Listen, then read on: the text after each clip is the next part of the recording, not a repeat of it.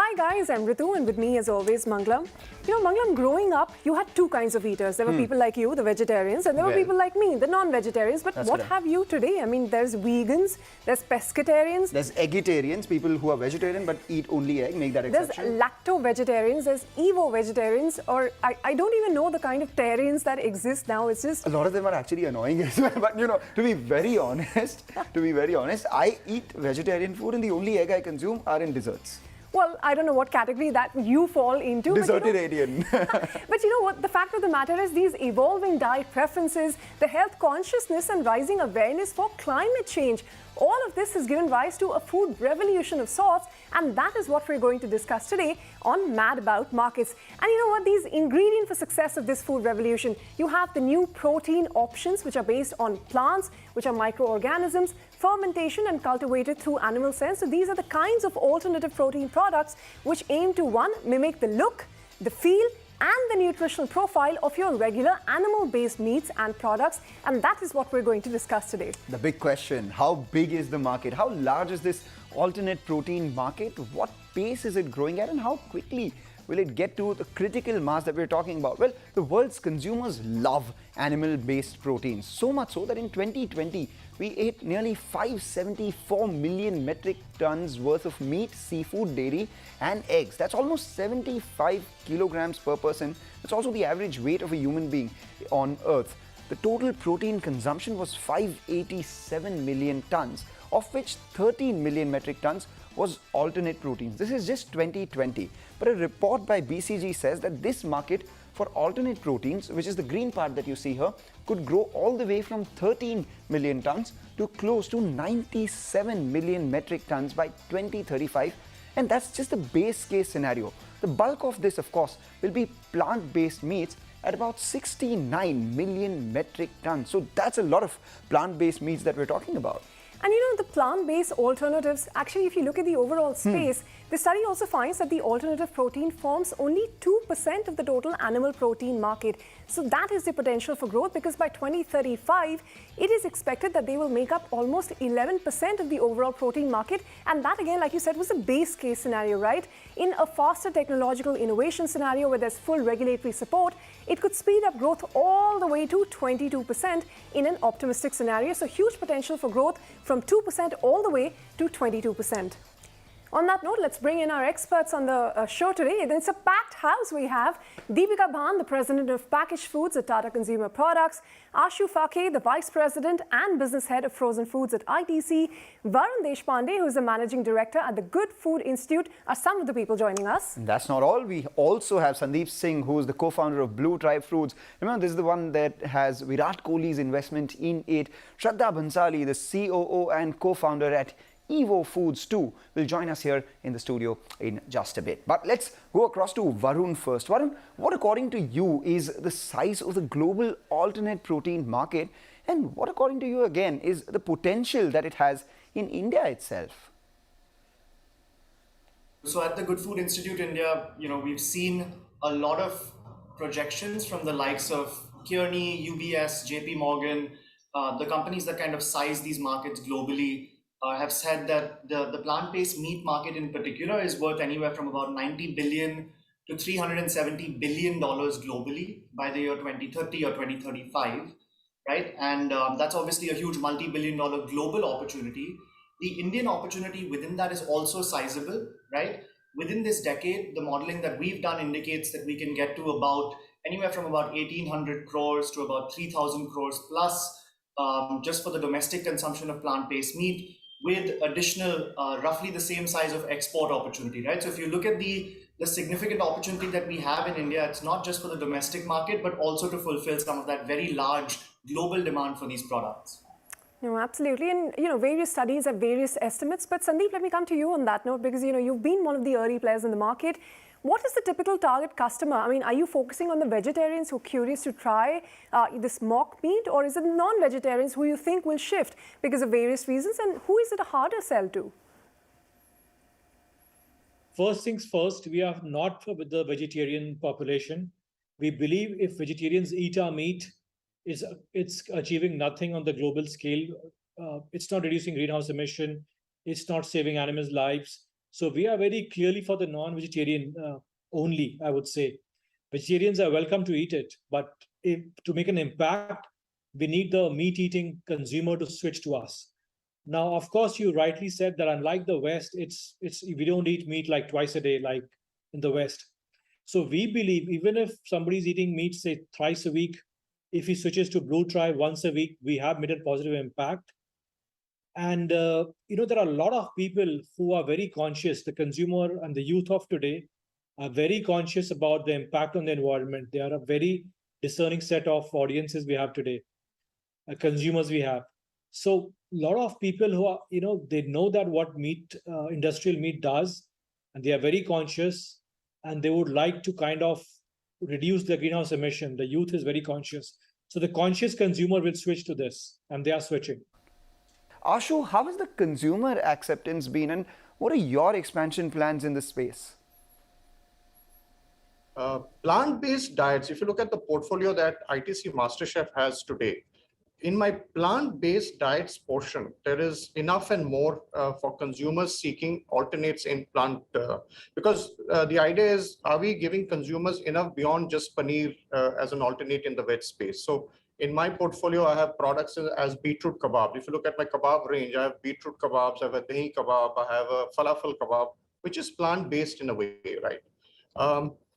So that's the space we operate. And now I've introduced the incredible nuggets and incredible burger patties, which is in the plant-based space, as we say. And if you're a non-vegetarian, you have an option to try out the plant-based, or you can also try out the alternate protein in the incredible burger patties and nuggets that we have. Because it gives you a texture and a feel which is similar to a non-veg bite, but it is obviously in the vegetarian space. All right, gentlemen, hold your thoughts. As we said earlier, Shraddha Batsali, the co-founder at Evo Foods, is also going to be joining us. Shraddha, welcome to the studio here, and thank you for joining us. The hot new entrant in the plant-based meat or egg category, rather. So I actually wanted to start by asking you, what is the opportunity you saw? Because, I, for one, I am a meat eater, I consume eggs. Why would I go buy a plant-based egg, and how would you convert me with your pricing, for instance? Okay, so the opportunity over here, the one thing we need to understand, right, is when you look at the plant-based market right now, on the innovation bell curve, where, we're at the beginning, we're at the innovator, early adopter phase, right? Yeah. So currently, with the kind of education and the price points which are available on the market, the opportunity is not per se to, convert someone like you who's having it. Currently, it's more for your vegans and vegetarians. But I will tell you, when it gets better. That is the exact opposite of what Blue Tribe told us. For instance, they were saying that target audience is very much And I'm a vegetarian. Yeah. I don't know whether I'll be able to consume an Evo product. How do you convince me to consume a product that tastes like egg? Because I don't like the taste of egg. Okay, so two things. To answer your question first, how do you convince the mass market, right? Yeah. How do you get them to have eggs, right? So let's look at, a product that gives you all the benefits of the eggs that you love, right? Yeah. The taste, texture, protein, all that stuff without any of the nasties, right? So none of the cholesterol, no antibiotics, no cruelty. No smell. And no smell, and it's better for the planet, right? Yeah. And that, at a price point, that is the same as an organic egg. So if you're looking at a better egg, this product is for you. But if you're currently buying an egg at, the conventional egg rate, which is around 7 rupees, this product will be for you, but when I can give you a better value for your money. Yes. How much does this cost? Huh? How much does it cost? This product right now, we're priced in the ballpark of organic eggs currently. Which would be? Between 250 to 300. Oh, wow. From 7 rupees an egg to 250 to 300 an egg. No, not per egg. Oh, okay, per dozen. Which is like 6 to 7.5 eggs. Okay. Depending on the packaging, Okay, makes sense. Would you buy a product like that? And can you use it as an ingredient for which eggs are used, say, baking cakes, etc.? So the product that we have right now, which is the plant-based boiled egg, that you can use exactly how you'd use a boiled egg, right? You can fry it, you can pan grill it, you can use it in a mousse, you can put it on your avo toast, eat it plain, any of that fun stuff. All right, quickly, hold your thoughts there. We're very curious about this product, but we'll get back to you in just a bit. By 2035, it is actually estimated that every 10th portion of meat, dairy, eggs that is consumed around the globe is very likely to be alternative, and that is a best case scenario for the industry. The result is going to be a $290 billion market size for alternative proteins by 2035 globally, and this is going to yield significant benefits, not just for consumers, but like Shraddha was telling us, also for the climate. So a BCG study again finds that the shift to plant-based meat and eggs alone is going to save more than 1 gigaton of carbon dioxide emissions, which is the equal of Japan going completely carbon neutral for an entire year. Eating that much plant-based protein is also going to save enough water to supply the city of London for 40 years and make a major contribution to food security and our planet's biodiversity. All right, then let's shift focus to India itself. About 70% of India's population, as against popular belief, is actually non-vegetarian. But we consume relatively low quantities of meat, which is sometimes referred to as flexitarians. About 50% of our population in the 15 to 49 age bracket also is digitally connected with the global trends. And this is something we here on Mad About Markets have been looking at ever since we started. And this is also the demographic which is looking to improve their lifestyle. And lastly, 7 out of 10 Indians are found to be deficient in proteins. And that explains the significant scope for consumption and conversion to alternate proteins, specifically plant-based meats. The other two categories of alternate proteins, which are microorganism based and we have the animal cell based protein as well, are in an extremely nascent stage, like Shraddha said, of the innovation bell curve. So we focus on the potential of plant-based meat market itself. We had a report coming in from Nirmal Bang estimating that the Indian plant-based meat market, which is currently about $30 to $40 million, by 2024, not too far away from now, it's expected to touch all the way up to $500 million, or roughly $500 million. And other reports too suggest that this market may double from there on to $1 billion by 2030 itself. So that's quite a size that we're talking about. But who are the players that dominate this market? It's people like you. It's startups, actually. It's very much dominated by startups in India, and they've made rapid progress over the years. So you have your early starters, the likes of Ahimsa, and then you have Evolved, Blue Tribe that came in later, Evo, of course, now Imagine Meats. All of these players have been in this space for a while now, but now MNCs like Nestle and Unilever are also acquiring and even organically launching their own plant-based meat products globally. And if you see world over, whether it is your Domino's, your McDonald's, Subway, all of these chains, they have introduced plant-based meat products on their menus, and that trend is also picking up in India. Recently, you also had the big FMCG companies, the likes of Tata Consumer or ITC, also launching their products in the plant-based meat category as early as this year itself. So ample opportunity, first dominated by the startups, but now also getting into the space from the more established players. But let me toss that question to you, at Tata Consumer, Deepika, because what made you look at this market now? Because you're only making your entry now in a space which is heavily dominated by startups. How much of the market share do you think you will be able to capture? So I think let me start by saying that actually we think it's a big, juicy opportunity, right? It's definitely a Horizon 3 bet. So we're not in this market for the size today. We're in this market for what it promises to be. Aside from the fact that we know we are more a meat eating than a vegetarian country, right? 7 out of 10 Indians actually consume meat. That there is, we are all seeing a really large trend towards more conscious consumption. So people are definitely more mindful of the food that they eat, both from a nutrition standpoint, as well as increasingly from a good for planet standpoint. And so there is definitely a very high proclivity to try, things like alternative meat. All right, but the bigger question again is, what do consumers want in India in their plant-based meats? It really comes down to 3 things. The first one, the taste, of course. The second one, the texture of real meat. And the third, most important one, pricing. In fact, earlier we conducted a poll to understand the acceptance of plant-based meat in India. And here's what it threw up. Half of them said, no thanks, I'm vegetarian. And a third of them said, hell no, bring me the meat. 5% have switched over to plant-based, whereas 15% have said that they're vegetarian, but they're curious to taste. Pricing is extremely important, Deepika. So what would motivate people to actually buy or try this product? Price-wise, it's much higher, right? No, that's a great question, and you're absolutely right. This is very early stage, right, in this industry. And as a result, at this point, the scale economics are not allowing for great cost. So today, if you went out to buy an alternative meat product, it will be more expensive than a meat substitute. Yeah, anything would be in 1.3 to 1.8x, depending on what flavor you buy. So we are very conscious that one of the challenges definitely in getting this adoption to go up is going to be to offer this at cost which is parity to meat. In an ideal world, you want it to even be cheaper because you want to incentivize consumption. I think with a bit of scale, some of that will kick in. Yeah, so getting price and cost right is something we're very conscious about. At this point, our endeavor has been to pass the first test with the consumer, which is the taste test, right? Because the biggest barrier to entry of the category is going to be if it feels like meat to you. So yes, we are conscious that it's higher cost, but that will settle over time.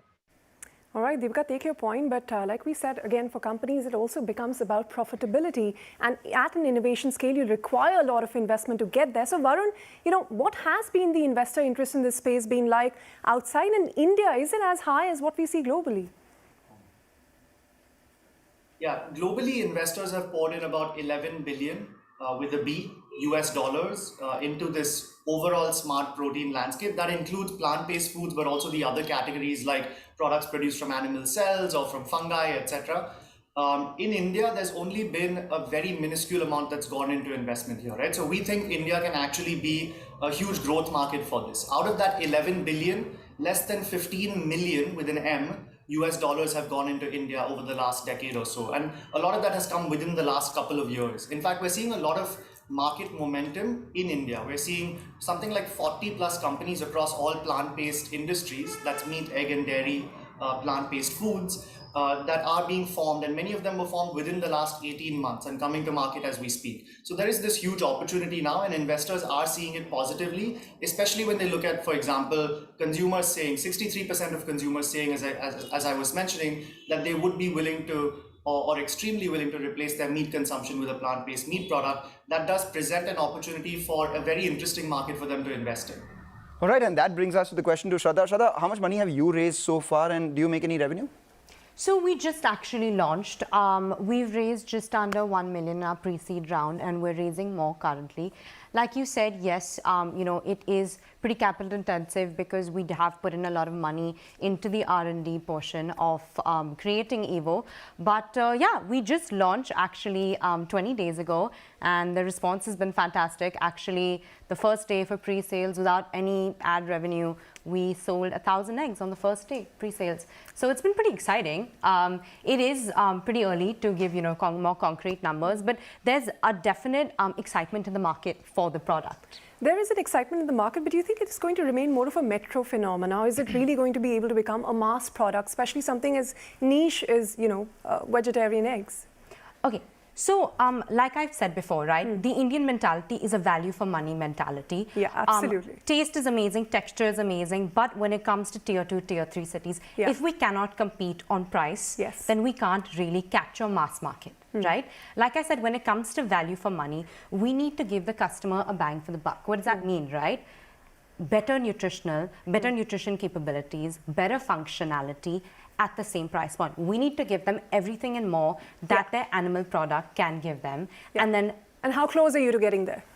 So we actually just entered an amazing partnership with Ginkgo Bioworks to also, use precision fermentation to produce actual egg cells, through fermentation. Okay. So while we talk about, it's nascent, the technology is not that far away. I do believe that within the next 5 years, we can make a genuinely better egg that's not similar to an egg, but that is an egg and at a better price point. It's a process, and we're getting there. Yes. All right. So that brings us to the time where we take a short break. And on the other side, actually, we also look at key growth drivers, the speed bump in the alternative Welcome back. You're on Mad About Markets, and today we're talking about the alternative protein industry, expected to be almost $1 billion industry in India within the next 10 years. But right now, it is a nascent industry, and given that it is a nascent industry like all others, it has an own sets of challenges which it has to grapple with.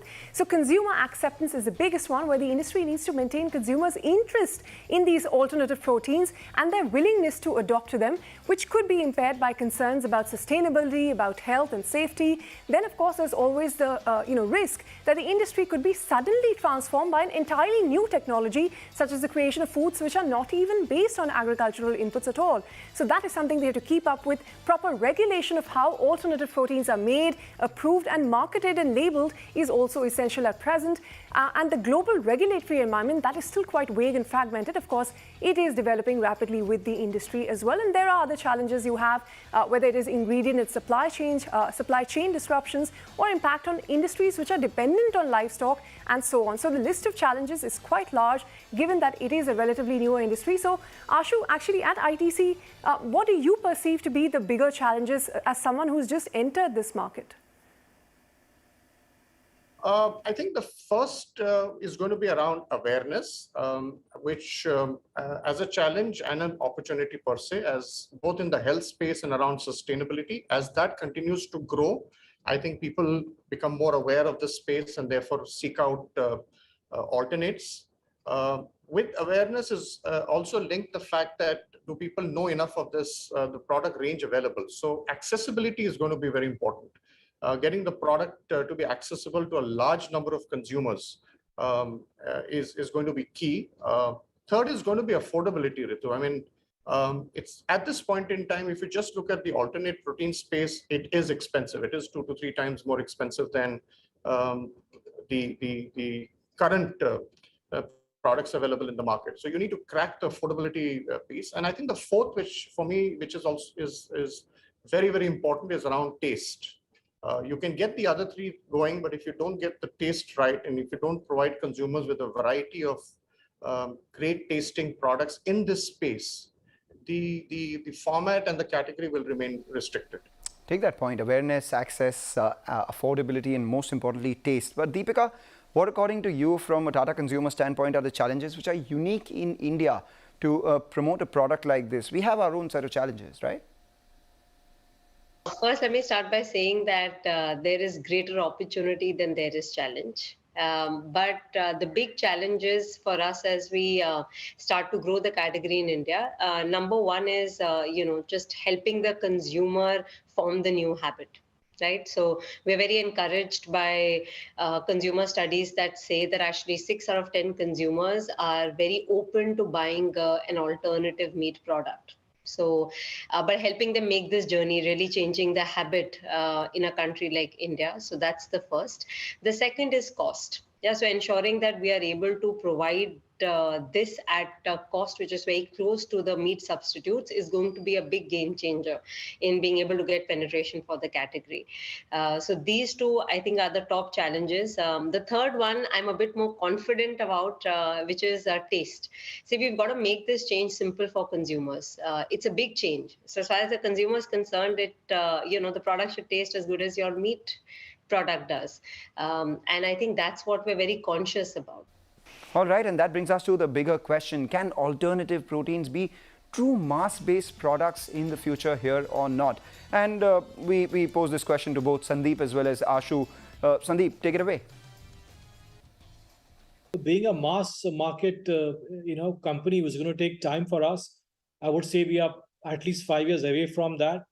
And you're right, we cannot be a mass product, nor are we positioning ourselves for that. It's going to take time. So in 5 to 6 years, when there'll be price parity with animal-based product, we could have some chances of being a mass company. We'll have to wait and see when in terms of how it evolves. And if you're specifically talking of alternate proteins, and as I said, this will of course depend on those 4 key drivers around affordability and taste and accessibility and awareness. And that'll determine how the category evolves. But as we say and as we speak, within that there is a category, as I keep referring to it, in terms of plant-based diets, right? which is a whole set of ingredient-led products. So whether the ingredients are lentil-based, whether the ingredients are pulses-based, whether the ingredients has a part of dairy in it, that's the portfolio which is also going to play an important role. So as you give consumers choices in both these spaces, one is plant-based diets and alternate protein spaces, I think the category will start to see emerge differently over the next few years. All right, on that note, we are going to wrap up this edition of Mad About Markets. So Ashu, Deepika, Varun, Sandeep, all of you, thank you very much for taking time out and joining us here today. All right, with that, we wrap up on this edition. See you again, same time next week.